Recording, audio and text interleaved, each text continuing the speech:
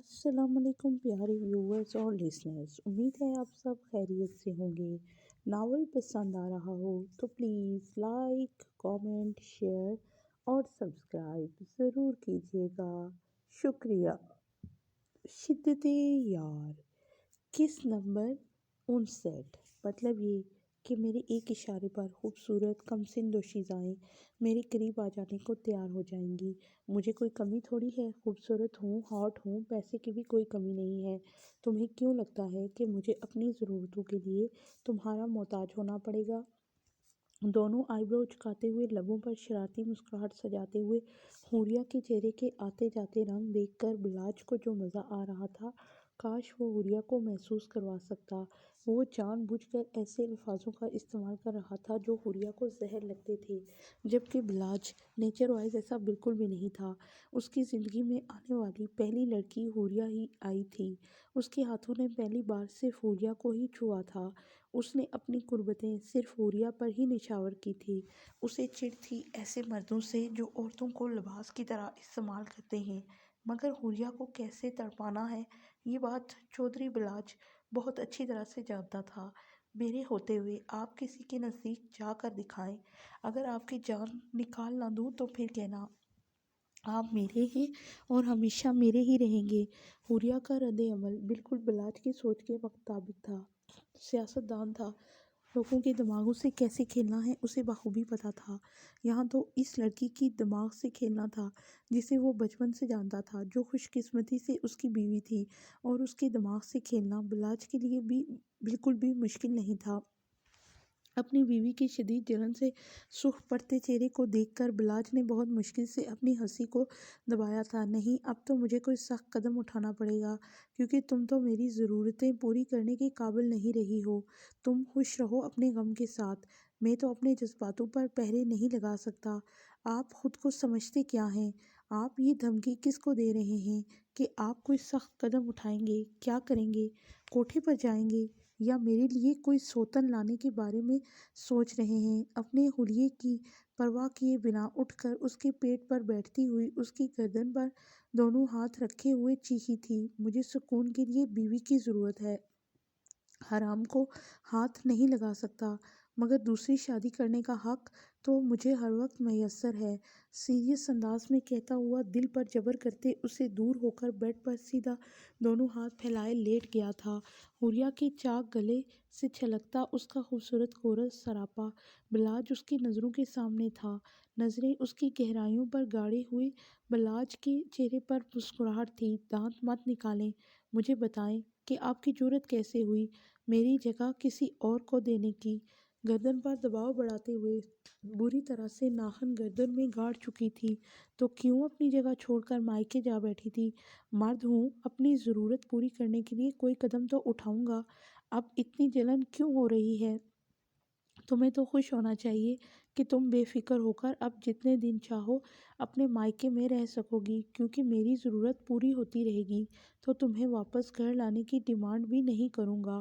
उसके दोनों हाथ गर्दन से हटाते हुए वो झटके से बेड पर गिराते उसके ऊपर आया था। वो हुरिया के ज़ब्त का इम्तिहान ले रहा था। हुरिया बुरी तरह से झटपटा कर उस पर वार करना चाहती थी, मगर नाजुक हिरनी भूल गई थी कि मुकाबिल बब्बर शेर है।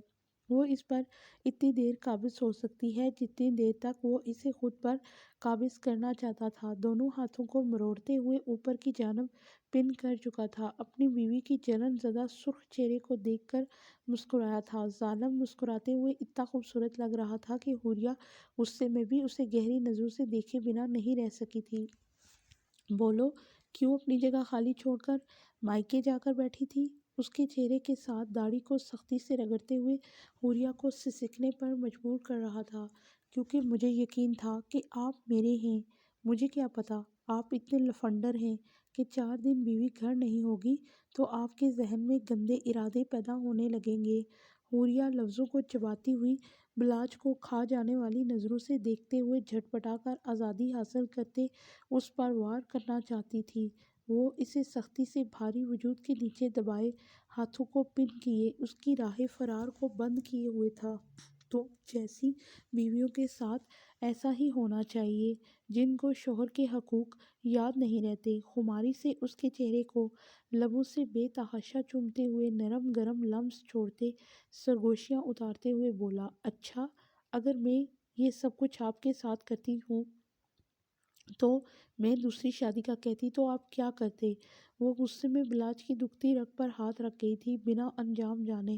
بلاج نے جھٹکے سے سر کو اوپر اٹھایا تھا، آنکھوں میں لال ڈورے اور گہرے ہوئے تھے۔ خماری میں غصے کے رنگ ڈھلتے ہی اس کے چہرے کی رگیں تننے لگی تھی۔ قہر آلود نظروں سے حوریہ کے چہرے کو بری طرح سے گھورا تھا۔ میں تمہارے ٹکڑے کر کے درگور کر دوں گا، تمہاری حلق سے زبان کھینچ لوں گا، اگر دوبارہ ایسا کہا تو، کہنے کی جرت بھی کی تو، کہنا تو دور، اگر سوچا بھی تو۔ حوریہ، مجھ سے برا کوئی نہیں ہوگا، تم میری بیوی ہو، میری عزت ہو۔ بلاج اپنی عزت کے معاملے میں بہت محتاط ہے، آج تو کہہ دیا، آئندہ ایسی جرت مت کرنا، یہ پہلی اور آخری غلطی ہے۔ اس کے شدید غصے سے تپتے سرخ تناؤ والے چہرے کو دیکھ حوریہ کو دیکھ کر ڈر گئی تھی۔ وہ اس کی سرخ آنکھوں کو دیکھتی اپنی آنکھیں بند کر چکی تھی۔ بلاج کو حوریہ کا اپنے بارے میں دوسری شادی کا کہنا اس قدر برا لگا تھا کہ وہ جھٹکے سے اس سے دور ہوتا ہوا بالکنی کا دروازہ کھول کر باہر نکل گیا۔ باہر اچھی خاصی تیز ہوا چل رہی تھی، بجلی کڑکنے اور بارش کے پورے امکانات تھے۔ مرد تھا، حوریہ کو تنگ کرنے کے لیے کتنا کچھ بول گیا، مگر بیوی کے منہ سے نکلا ہوا ایک لفظ اس کے اندر آگ لگا گیا تھا۔ مرد اپنی بیوی کے بارے میں بہت حساس ہوتا ہے، بیوی اس کی عزت ہوتی ہے، اور اپنی عزت کے منہ سے کسی اور مرد کا نام مذاق میں بھی برداشت نہیں کر سکتا، اور اس بات کا اب حوریہ کو شدت سے احساس ہو رہا تھا۔ وہ پچھتا رہی تھی کہ اس نے کیوں بلاج سے ایسا کیوں کہا جو اب اسے تکلیف دے رہا تھا۔ اپنے غصے کی آگ کو ٹھنڈا کرنے کے لیے وہ ٹیرس پر کھڑا لائٹر سے سگریٹ جلانے کی کوشش کر رہا تھا، جبکہ تیز ہوا کی وجہ سے سگریٹ جل نہیں رہی تھی۔ غصے سے وہ سگریٹ جلانے کے ساتھ ساتھ وہ اپنے دونوں ہاتھوں کی انگلیاں بھی جلا چکا تھا۔ حوریہ جو تیزی سے اٹھ کر اس کے پیچھے آئی تھی، مگر دروازے پر ہی رک گئی تھی۔ اسے بلاج کے غصے سے ڈر لگ رہا تھا۔ وہ بلاج کی فطرت سے بہت اچھی طرح سے واقف تھی۔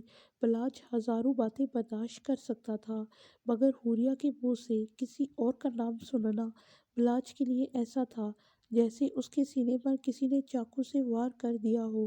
حوریہ کی بچی، کیا ضرورت تھی بلاج سے یہ کہنے کی؟ اب بھگتو، دیکھو جنگلی سانڈ کی طرح نتھنے پھیلا کر غصے سے کڑا ہے، اب کرو ہمت اور اٹھاؤ قدم اور جاؤ، مناؤ اپنے شوہر کو۔ دانتوں کو ہونٹوں سے کچلتے ہوئے غصے سے خود کو ہی ڈانٹ رہی تھی۔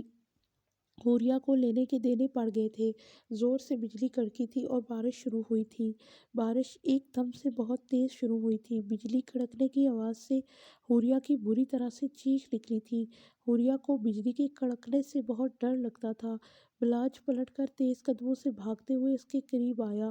حوریہ کی اس کمزوری کو بلاج جانتا تھا۔ وہ دونوں ہاتھ چہرے پر رکھے ہوئے بری طرح سے کانپ رہی تھی۔ بلاج نے سگریٹ دور پھینکتے ہوئے دونوں ہاتھ اس کے گرد پھیلائے، اسے اپنے سینے میں کس لیا۔ ریلیکس ہو جاؤ، کچھ نہیں ہوا، میں ہوں تمہارے پاس۔ شوہر سے ڈر نہیں لگتا، مگر بجلی کے کڑکنے سے بہت لگتا ہے، وہ سختی سے کہتے ہوئے اسے اپنے سینے میں سمیٹے ہوئے تھا۔ حوریہ اس کی کمر میں ہاتھ ڈالتے ہوئے پوری شدت کے ساتھ اس کے سینے سے لگی ہوئی تھی۔ کس نے کہا کہ آپ سے ڈر نہیں لگتا؟ آپ سے ڈر ہی کر ہی تو دروازے پر رک گئی تھی۔ وہ اس کے مضبوط سینے سے لگی ہوئی پوری سچائی اور ایمانداری سے بنبنائی تھی۔ ایسا غلط الفاظ بولا کیوں تھا جس کی وجہ سے تمہیں ڈرنا پڑے؟ سوری، آئندہ نہیں بولوں گی، وعدہ کرو کہ کبھی نہیں بولوں گی، پکا وعدہ، آپ کی قسم، کبھی نہیں بولوں گی، کبھی نہیں کہوں گی۔ وہ اس کی گردن پر ہاتھ رکھتے ہوئے چہرہ اس کے چہرے کی جانب معصوم چہرہ بنائے دیکھ رہی تھی۔ ہوں، ٹھیک ہے، معاف کروں گا، مگر ایک شرط پر۔ بلاج کی آنکھوں میں شرارت کی چمک دیکھ کر حوریہ کو تو کچھ اندازہ ہو گیا تھا کہ وہ کیا کہنے والا ہے۔ مجھے کوئی شرط منظور نہیں ہے۔ آپ کی شرطیں کتنی بیہودہ ہوتی ہیں میں سب جانتی ہوں، حور بیبی، بیہودہ تو میں بھی ہوں۔ شرطیں پوری نہ کرو تب بھی میری بیہودہ شدتوں کو سہنا تم پر فرض ہے۔ وہ نیچے جھک کر اسے اپنی گود میں اٹھاتے ہوئے روم میں قدم رکھ چکا تھا۔ چلو دروازہ بند کرو، تمہیں میں اپنی بےہودگی کا ثبوت دیتا ہوں۔ حوریہ کو گود میں اٹھائے ہوئے بلاج نے ایک ایک ونک کرتے ہوئے حوریہ کو دروازہ بند کرنے کو کہا تھا۔ وہ شرم سے لال پڑتے ہوئے اس کی بات کا مفہوم سمجھ چکی تھی۔ وہ ہینڈل کو گھماتی ہوئی دروازہ لاک کر چکی تھی۔ ہمارا روم یہ ہے، آپ مجھے واش روم میں کیوں لے کر جا رہے ہیں؟ حوریہ نے حیران نظروں سے بلاج کی جانب دیکھا تھا۔ کچھ دیر کے لیے اسے ایسے لگا کہ شاید بلاج نے اوور ڈرنک کر رکھی ہے، اس لیے اسے واش روم اور بیڈ روم میں فرق نظر نہیں آ رہا، مگر دوسرے ہی لمحے اس سوچ کو مسترد کرتے ہوئے اس پر اپنی بے باکی کے رنگ ظاہر کیے۔ بلاج کی جان، میں پورے ہوش و حواس میں ہوں، میں جانتا ہوں کہ وہ ہمارا بیڈ روم ہے اور وہ ہمارا بیڈ ہے۔ اسے گود میں اٹھائے ہوئے روم کی جانب دیکھتے ہوئے آنکھ کے اشارے سے بتا رہا تھا۔ آج چودھری بلاج کا بیڈ روم میں رومانس کرنے کا کوئی موڈ نہیں ہے۔ بہت دن ہو گئے ہیں ہمارے باتھ ٹب نے ہماری رومانس کے نظارے نہیں دیکھے۔ آج باتھ ٹب کو خشک کرنے کا میرا پورا ارادہ ہے۔ شاور سے لے کر باتھ روم کے نل تک بہت اداس ہیں، اور میں اپنے پورے واش روم کے نل، شاور، باتھ ٹب کو اداس نہیں دیکھ سکتا۔ بے باکی کے ساتھ دانت نکالتے ہوئے واش روم کے اندر قدم رکھ چکا تھا۔ پاؤں مار کر واش روم کا دروازہ بند کرتے ہوئے پہلے سے پانی سے بھرے ہوئے باتھ ٹب کے اندر حوریہ کو پھینکتے ہوئے مسکرایا تھا۔ حوریہ اس اچانک آفت کے لیے تیار نہیں تھی۔ وہ منہ کھول کر سانس لیتے ہوئے منہ پر آئے ہوئے بالوں کو اور پانی کو صاف کرتے ہوئے جھنجھلا کر بلاج کی جانب دیکھ رہی تھی۔ آپ کبھی سدھر نہیں سکتے۔ جی، میں کبھی سدھر نہیں سکتا۔ مجھے تو خود سے کوئی امید نہیں ہے کہ میں زندگی کے کسی موڑ پر سدھروں گا۔ بے باکی سے اپنی خوبیوں کو تسلیم کرتے ہوئے کرتے کے بٹن کھولتے ہوئے کرتا اتار کر دیوار پر لگے ہوئے اسٹینڈ پر لٹکاتے ہوئے وہ ایک ایک قدم باتھ ٹب کی جانب بڑھا رہا تھا۔ حوریہ اچھی طرح سے جانتی تھی کہ اب اس کا کیا حشر ہونے والا ہے۔ حوریہ کا دل 100 کی سپیڈ سے دھڑک رہا تھا۔ بلاج کی گہری نظریں اس کے چاک گلے سے گزرتی ہوئی پانی سے بھیگی ہوئی گہری نرم گہرائیوں پر تھیں، جو بلیک بلاؤز میں بلاج کو کسی میگنیٹ کی طرح اپنی جانب کھینچ رہی تھی۔ وہ باتھ ٹب میں پاؤں رکھتے ہوئے حوریہ پر جھکتا چلا گیا۔ حوریہ کا سر باتھ ٹب کے کنارے سے لگا چکا تھا۔ پوری شدت سے حوریہ کی پکڑیوں پر جھکے اس کی باریک پکڑیوں کو انابی لبوں میں قید کیے دیوانگی سے بھیگے ہونٹوں کی نمی کو حلق میں اتارتے ہوئے مدہوشی سے بہکنے لگا تھا۔ حوریہ ایک ایک سانس کے لیے تڑپ رہی تھی، مگر بلاج کے لمس میں اتنی شدت تھی کہ وہ سینے پر دباؤ دیتے ہوئے اسے خود سے دور کرنے کی ناکام کوشش کر رہی تھی، جبکہ مقابل اپنی جگہ سے ایک انچ بھی پیچھے نہیں ہٹا تھا۔ حوریہ کو دور رہنے کی بہت اچھی سزا دے رہا تھا۔ وہ ایک ایک سانس اس کے لبوں سے کھینچتے ہوئے